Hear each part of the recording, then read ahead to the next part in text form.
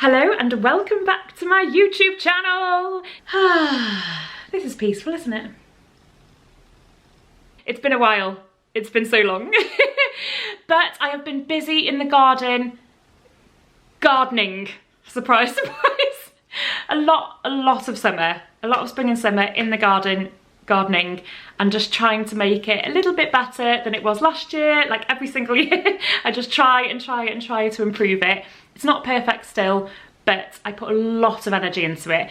I didn't film like half the things I did, but every now and again I'd be like, I should probably film a little bit, so I'd grab the camera, but I just got so mucky, and so like, I was just squeezing it in between work and stuff that I just kind of, you know, you don't really always feel like picking up the camera and doing that as well. And obviously it does kind of double the time and effort when you're actually trying to film at the same time. Every single year I feel like I have to start from scratch when it comes to my garden, because all over winter I don't touch it. I just let autumn and winter ruin it basically, and then come springtime I'm like, oh, hello garden, forgot about you, you exist.